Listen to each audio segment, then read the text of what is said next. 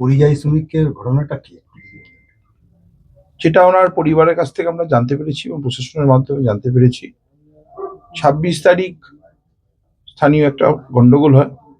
Police ওনাকে ধরে নিয়ে গিয়ে অ্যারেস্ট করে এবং গোয়াতে একজন বাংলার সেন্টারিং করতে যাওয়া পরিযায়ী শ্রমিকের উপর অত্যাচার করার পর তাকে হাসপাতালে ভর্তি করা হয় এবং হাসপাতালেই তার মৃত্যু হয়।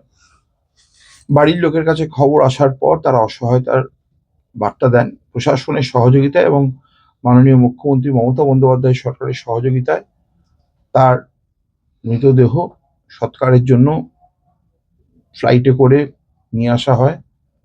প্রথমে দমদম, সেখান থেকে আমার হাসনাবাদে ওনার বাড়িতে 14 নম্বর ওয়ার্ডে স্থানীয় কাউন্সিলর বা স্থানীয় নেতৃত্ব সাহায্য করে এবং পুলিশ প্রশাসন সাহায্য করে। পরবর্তীকালে তার দেহ দাহ করার জন্য এখন নিমতলাতে নিয়ে যাওয়া হয়েছে। বাংলা বিরোধীরা বাঙালিদের উপর, পরিযায়ীদের উপর যে অত্যাচার করছেন, যার জন্য আমরা বারবার সরব হয়েছি। আমাদের মুখ্যমন্ত্রী এবং আমার নেতা অভিষেক বন্দ্যোপাধ্যায় বারবার সরব হয়েছেন। আমরা সেটাই আবার বাংলার মানুষকে বলতে চাই। এটা ভারতবর্ষ, সকলের সমান অধিকার, সার্বভৌম রাষ্ট্র। একটা বাঙালি বলে, বাংলা ভাষী বলে, বাংলা ভাষার বিদ্বেষীদের যেভাবে অত্যাচার করা হচ্ছে, তার জন্য আমরা অত্যন্ত দুঃখিত।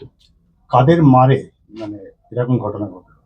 স্থানীয় মানুষজনের, যারা ওখানে কাজ করতো, সেখানকার স্থানীয় লোকাল লোকজন তার উপর মারধর করে। তারপরে কোথায় মারে?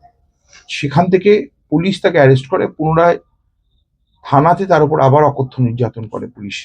সেখান থেকে পুলিশ তাকে লোকাল হাসপাতালে ভর্তি করার পরেই তার মৃত্যু ঘটে। মানে পুলিশের হেফাজতে ছিল? পুলিশের হেফাজতে থাকাকালীন তার মৃত্যু ঘটেছে। খুবই পুলিশের হেফাজতে কেন?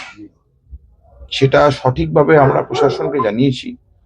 ওখানকার স্থানীয় পুলিশ এবং পোস্টমর্টমের মাধ্যমে তদন্ত করে জিনিসটা আরো সঠিকভাবে তথ্যটা আমাদের কাছে নিতে, এবং এই বিষয়ে আমি আমাদের প্রশাসন সাহায্য করছেন এবং তারা বলেছেন আরো দৃঢ়ভাবে আলোকপাত করবে। এমএলএ এসেছে, বিধায়ক ওনারা এসেছে, কি পুলিশ প্রশাসন ওনারা এসেছে, সাহায্য করেছে। আচ্ছা, আর্থিক সাহায্য করেছে? হ্যাঁ। বিধায়ক আপনাকে কি দিলেন? সাহায্য করলেন, আমাকে টাকা দিলেন। আচ্ছা, মনে বলছি ছেলে